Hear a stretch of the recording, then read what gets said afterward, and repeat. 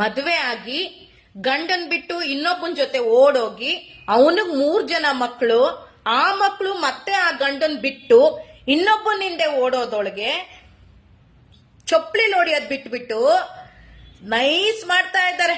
ಅದೇ ಗಂಡಸು ಈ ಕೆಲಸ ಮಾಡಿದಿದ್ರೆ ನಡು ರೋಡಲ್ಲಿ ಬೀದಿಲಿ ಅವ್ನ ಬಟ್ಟೆ ಬಿಚ್ಚಿ ಹೊಡೆದಿರೋರು. ಇದು ಸತ್ಯ. ಹೊಡೆದಿರೋರು ಎಲ್ಲ ಜನ ಗುಂಪು ಸೇರಿ ಅವನಿಗೆ ಚೊಪ್ಲಿ ಏಟ್ ಹಾಕಿರೋರು. ಈ ಬೇವರ್ಸಿ ಮುಂಡೆನ ಯಾರು ಏನು ಮಾಡ್ಲಿಲ್ಲ, ನೈಸ್ ಮಾಡ್ತಾ ಇದ್ದಾರೆ. ಸರಿ, ಏನೋ ನೈಸೋ ಪೈಸೋ ಮಾಡಿದ್ರು ಬಿಡಿ. ಆ 3 ಜನ ಮಕ್ಕಳಿದಾರಲ್ಲ, ಮಕ್ಕಳಿಗೆ ತಂದೆ ತಾಯಿ ಇರ್ಬೇಕು ಅಂತ ಹೇಳಿ ನಮ್ಮ ನ್ಯೂಸ್ ಚಾನಲ್ ಅವರು ಒಂದು ಮಕ್ಕಳಿಗೆ ತಾಯಿನ ಕೊಡ್ಸಿದ್ರು.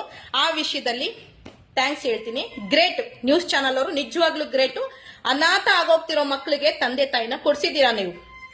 ಆದ್ರೆ ಆ ಕೆಟ್ಟ ಕೆಲಸ ಮಾಡಿರೋ ಆ ಕೆಟ್ಟ ಹೆಂಗಸ್ನ ನೀವು ನ್ಯೂಸ್ ಚಾನಲ್ ಅಲ್ಲಿ ಕರೆಸಿ ಓಹೋಹೋಹೋ ಅಂತ ಮೆರೆಸ್ತಾ ಇದ್ದೀರಲ್ಲ, ನಾಚಿಕೆ ಆಗಲ್ವಾ ನಿಮ್ ಜನ್ಮಕ್ಕೆ? ಚೊಪ್ಲಿನಲ್ಲಿ ಹೊಡಿಯೋದ್ ಬಿಟ್ಟು ಅಂತ ಲೋಫರ್ ಮುಂಡೇರ್ನ ಮೆರೆಸ್ತಾ ಇದ್ದೀರಲ್ಲ, ಯಾಕೆ? ಇನ್ನೊಂದ್ 4 ಜನ ಹೆಂಗಸರು ಹಂಗೆ ಗಂಡ ಮಕ್ಕಳನ್ನ ಬಿಟ್ಟು ಓಡೋಗ್ಲಿ ಅಂತ ಪ್ಲಾನ್ ಮಾಡ್ಕೊಂಡು ಏನಾದ್ರು ನೀವು ನ್ಯೂಸ್ ಚಾನಲ್ ನಡೆಸ್ತಾ ಇದ್ದೀರಾ? ಬೇವರ್ಸಿಗಳ, ನಾಚಿಕೆ ಆಗದೆ ಇದ್ರೆ ಕೇಳು ನಿಮ್ ಜನ್ಮಕ್ಕೆ. ಅವಳು ಏನ್ ದೊಡ್ಡ ಮಹಾ ಸಾಧನೆ ಮಾಡಿ ದೇಶ ಹೋರಾಟ ಮಾಡಿದಾಳಲ್ಲ ಅವಳು ಕಚಡ ಮುಂಡೆ, ಅವಳನ್ನ ಕರೆಸಿ ಕೇಕ್ ಕಟ್ ಮಾಡಿಸಿ ಕೇಕ್ ತಿನ್ಸಿ ಏನ್ ತಲೆಗೆ ಹೂವ ಮುಡಿಸ್ತವ್ರೆ? ಏನ್ ಇದೆ ಫಸ್ಟ್ ಮದ್ವೆ ಅವಳದು, ತಲೆಗೆ ಹೂವ ಮುಡಿಸಿ ಓಹೋ ಅಂತ ಕ್ಲಾಪ್ಸ್ ಬಡಿತಾ ಇದ್ದೀರಾ. ನಿಮ್ಮನ್ನ ನೋಡಿ ಇನ್ನೊಂದ್ 4 ಜನ ಹಾಳಾಗ್ಬಿಡ್ತಾರೆ. ನಮ್ ನ್ಯೂಸ್ ಚಾನಲ್ ಅವ್ರಿಗೆ ಫಸ್ಟ್ ಚೊಪ್ಲಿ ಕಿತ್ತೋಗಂಗ್ ಹೊಡಿಬೇಕು. ಇನ್ನ ಯಾರು ಬಂದು ನಿಮ್ಮಂತವ್ರ ಚೊಪ್ಲಿ ಹೊಡಿತಾ ಇಲ್ವಲ್ಲ, ಅದಕ್ಕೆ ಬೇಡ್ದಿರೋ ತಲೆ ಹಿಡಕ ಕೆಲ್ಸಗಳು ಮಾಡ್ತಾ ಇದ್ದೀರಾ.